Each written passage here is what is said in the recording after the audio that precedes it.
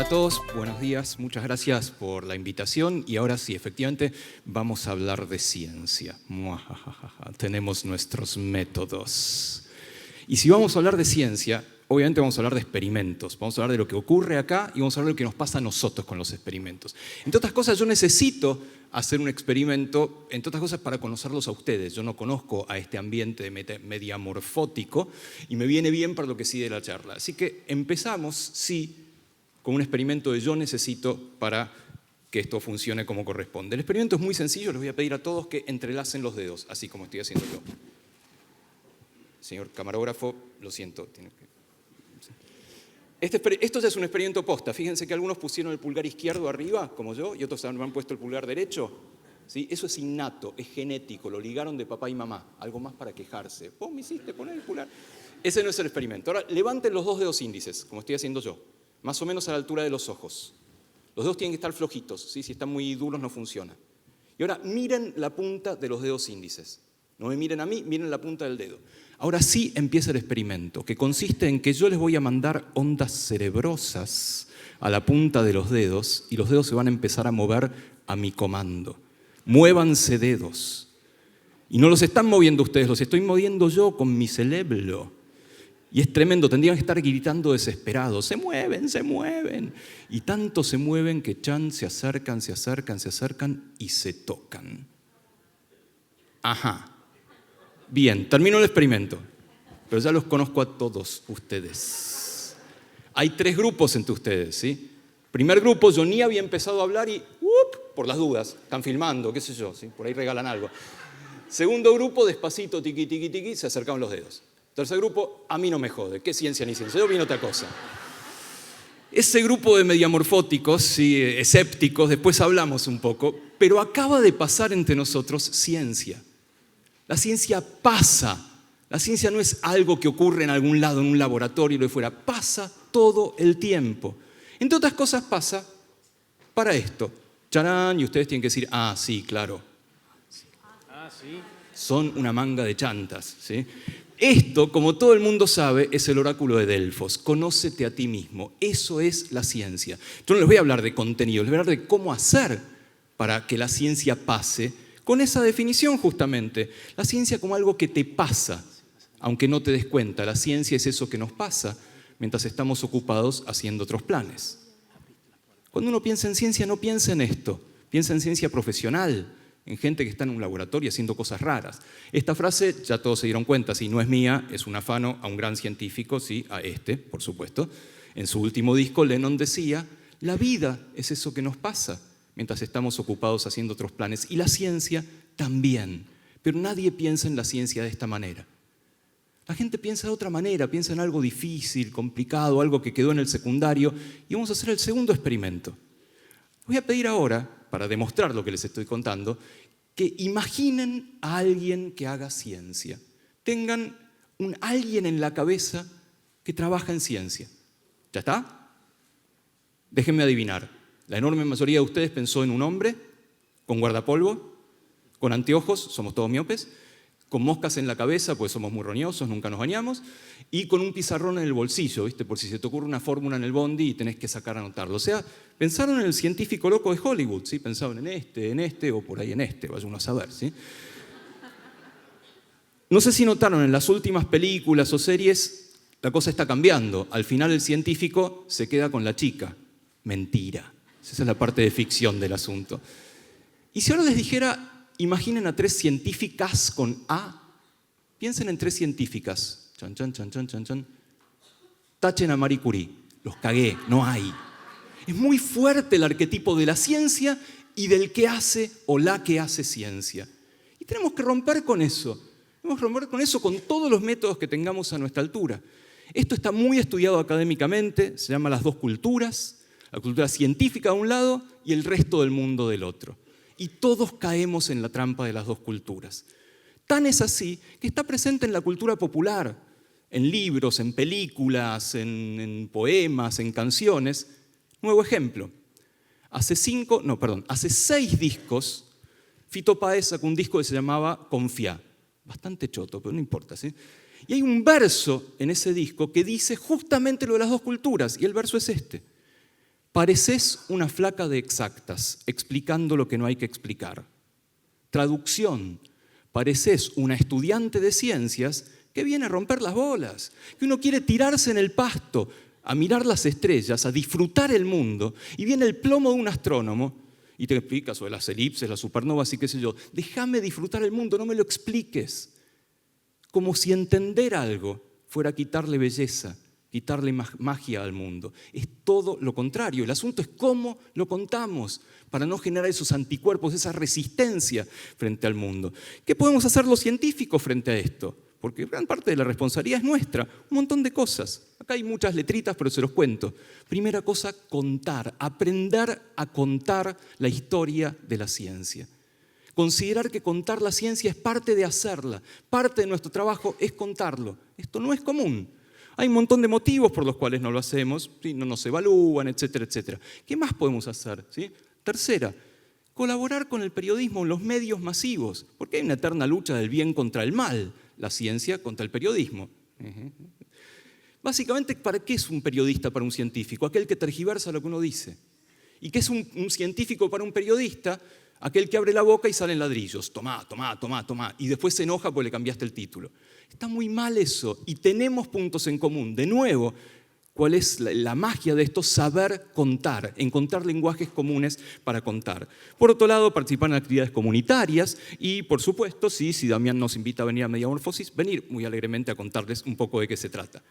¿De qué se trata contar la ciencia? ¿Cómo lo llamamos? ¿Cómo se presentan ustedes en un documento? Van a un hotel y les ponen profesión. ¿Qué ponen? ¿Mediamorfóticos? ¿Cineastas? ¿Periodistas? ¿Y qué ponemos los que hacemos y contamos ciencia?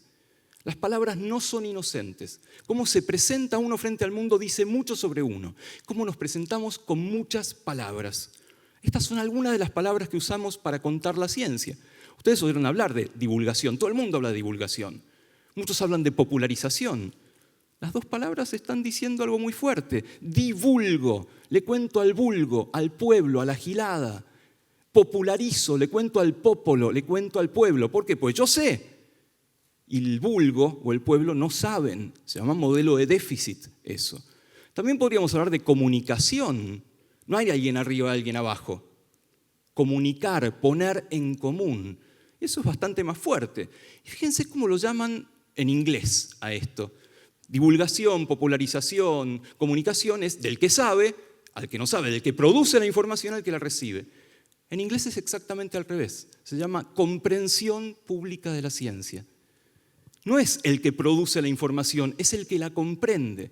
Y si uno tiene que hacer herramientas para evaluar esto, son totalmente diferentes. No me importa la noticia o el libro, me importa el que lee o interpreta esa noticia o libro. Eso te cambia completamente la ecuación. De nuevo, ¿cómo contarlo? Aunque lo llamemos divulgación, comunicación o popularización. Tal vez lo más importante de que yo les querría contar es que para contar la ciencia, como ustedes saben perfectamente con otros contenidos y otros rubros, hay un juego entre formatos y recursos. ¿Qué son los formatos? Uno puede hacer un programa de tele, puede hacer un libro, puede hacer realidad virtual, puede hacer un museo. Y en general, cuando hacemos esto de ciencia, nos acordamos de la ciencia y nos olvidamos del formato. Cuando un científico escribe un libro de ciencia, se acuerda perfectamente de la ciencia, que tiene que ser rigurosa, tiene que estar fenómeno. Se olvida de la literatura, se olvida de estar haciendo un libro para que la gente lo lea.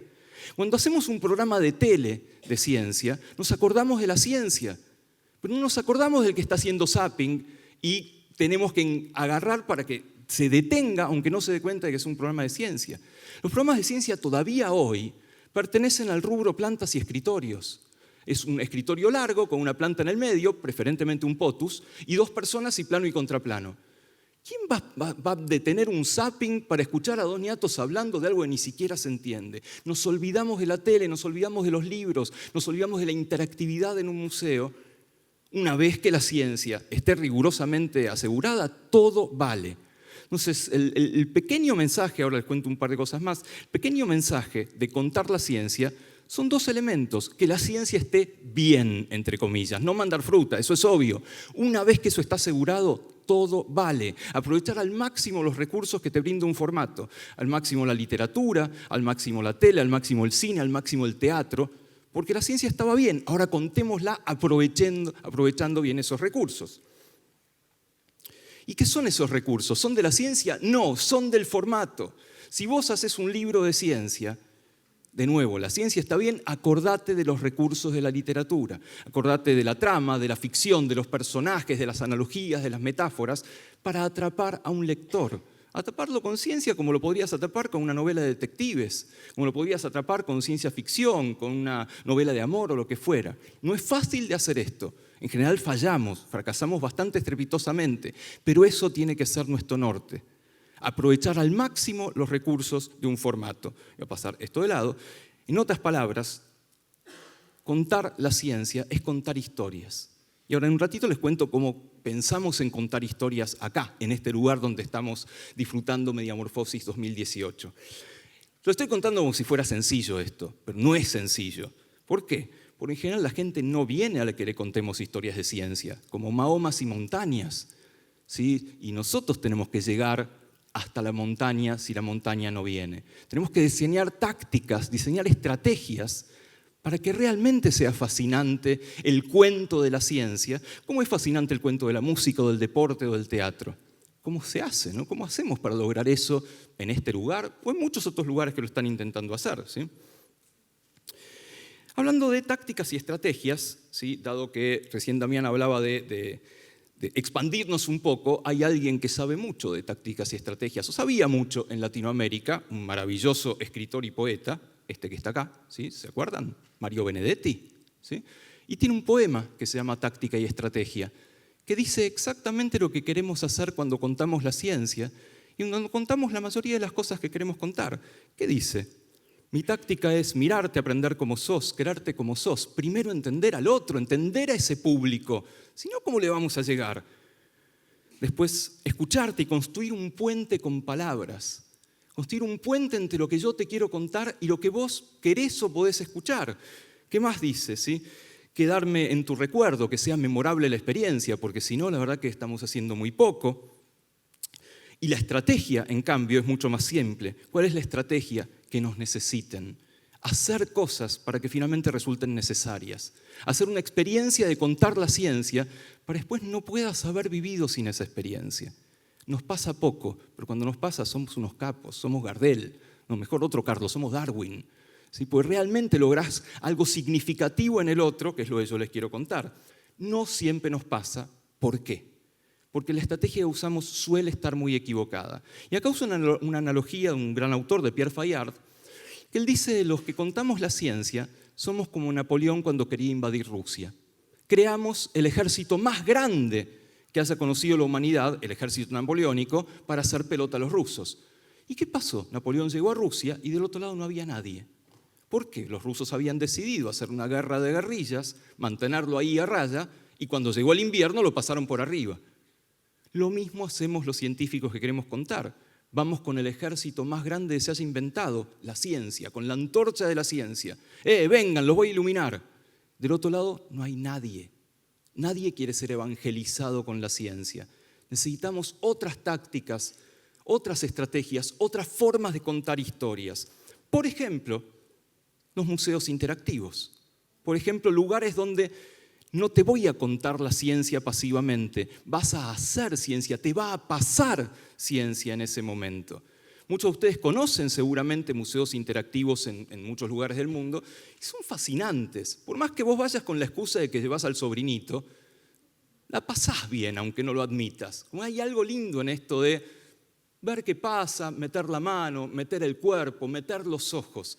Es una forma no nueva. Esto empezó, aparentemente todo el mundo coincide, comenzó con un museo en San Francisco, el Exploratorium, creado por Oppenheimer, pero después inmediatamente se apropió esta forma de contar la ciencia en muchos lugares del mundo. ¿Y cuál es la idea? ¿Sí? La idea es, uno podría combinar la ciencia con el mundo con muchas preposiciones. Uno podría hablar de una ciencia al mundo, ¿sí? Una ciencia contra el mundo, una ciencia y el mundo. Cuando pasa ciencia, las preposiciones son muchas menos. Hablamos de la ciencia del mundo, la ciencia en el mundo, o bien de la ciencia y el mundo. Eso es este lugar. este lugar donde estamos ahora, esto no casualmente llamado Centro Cultural de la Ciencia. Se podía haber llamado de muchas maneras. Los nombres no son inocentes. Acá ocurre un hecho cultural y considerar a la ciencia como parte de la cultura. Entre otras cosas, esa táctica y estrategia que pensamos, y debo decir que ahora realmente la programación refleja muchísimo esto, es que la ciencia esté presente e interactúe con otras ramas de la cultura. La ciencia con la música, con la literatura, por supuesto con la tecnología, con el teatro, con mostrar. Eso es este lugar, la táctica y estrategia de este Centro Cultural de la Ciencia, C3, que sea para todos y que interactúe permanentemente con otras áreas de la cultura. Que no haya una diferencia entre venir a este lugar cuyos contenidos son de ciencia que ir a otros centros culturales. No es fácil de hacer. Y sobre todo, no es fácil de contar. A veces estoy pifiándola al tratar de contarles una experiencia. ¿Sí? Uno se imaginaba recién con Catalina la experiencia y se la imaginaba bien porque uno tenía la película y se imaginaba los anteojos de realidad virtual, etc. Pero contarles un museo, contarles cómo se siente que te pase ciencia, no funciona así, no puede funcionar así. ¿Y entonces cómo puede funcionar? Muy sencillo, haciéndolo. Así que, señores, de pie, por favor. Lo que vamos a hacer ahora, que de paso falta poco para el break, vamos a visitar el Centro Cultural de la Ciencia, los que quieran. Les cuento un poquito sobre el edificio y nos vamos para arriba a ver el museo, el centro, que se llama Lugar a Dudas. Ahí nos vemos afuera. Visita guiada a conocerlo.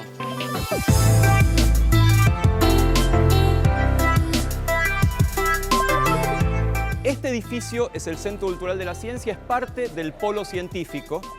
Y la idea desde el principio, cuando se construyó esto, es que en este espacio hubiera tres cosas. La administración de la ciencia, acá está el ministerio, el CONICET, etc. Investigación, hay varios institutos hacia allá, hacia la calle Paraguay, y un lugar donde mostrar la ciencia, que es esto, el Centro Cultural. Es uno de los pocos lugares que se construyó pensando en eso, se construyó pensando este va a ser un lugar público de la ciencia. Así como el Malva es uno de los pocos museos que se construyó pensando en un museo, muchos otros son edificios, ¿sí?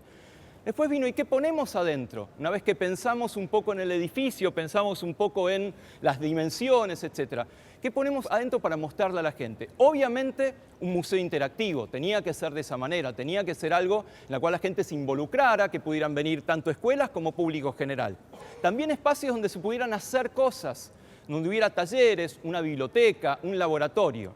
Lo que vamos a hacer hoy es una visita breve, todo lo breve que ustedes quieran, porque además el centro está abierto, abre los viernes, sábados y domingos, por las salas del espacio que llamamos Lugar a Dudas, que sería el museo interactivo, el equivalente al museo interactivo. Centro Cultural de la Ciencia no es inocente, Lugar a Dudas tampoco. Es un lugar donde entran las preguntas, donde tal vez no te vas lleno de respuestas, te vas con más preguntas, más mareado que antes. ¿Qué ponemos en ese lugar, en esas salas de Lugar a Dudas? No sé si conocen museos interactivos, son todos muy parecidos. La mayoría de los museos interactivos tienen salas temáticas por disciplina. Una sala de óptica, una de mecánica, una de electricidad. Y está muy bien que sea así. Queríamos corrernos de eso. Si va a ser un lugar a dudas, no pongamos disciplinas, pongamos conceptos. Elijamos 2 o 3 conceptos que sean transversales a las ciencias naturales y vamos a ver qué pasa ahí. Después de mucho discutir, elegimos 3 conceptos principales, que son comunes a todas las ciencias naturales. El tiempo, la información y el azar. Y eso uno lo puede ver desde la química, lo puede ver desde la física, desde la biología, incluso desde la matemática. Y eso fue lo que hicimos, rompernos un poco la cabeza para ver cómo contar el tiempo, cómo contar la información, cómo contar el azar, de manera que fuera interactiva, fascinante y con múltiples niveles de lectura. Que pueda venir un chico muy chiquito y se la pase corriendo porque hay colores y cosas, y pueda venir su hermano mayor, sus padres, su abuela, y también la pasen bien. Para eso echamos mano a muchas técnicas de museos interactivos, técnicas desde apretar el botoncito hasta cosas que quedan ahí y si no pasás al lado no te das cuenta de que había algo esperándote. También hubo que inventar una forma de gestión de un espacio así, porque no existía de esta manera.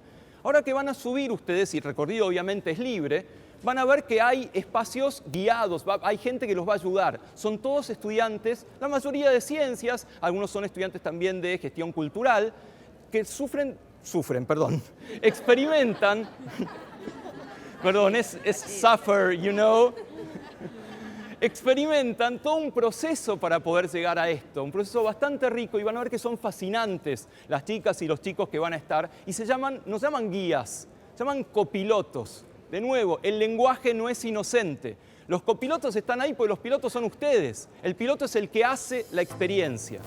¿Sí? Vamos a subir ahora, tenemos que subir por esta escalera, vamos a llegar al segundo piso. En el tercer piso están las salas del tiempo, que es donde vamos a entrar, y de la información. En el cuarto piso está la sala del azar, y básicamente jueguen, interactúen, que la ciencia les pase y que la fuerza los acompañe. Adelante.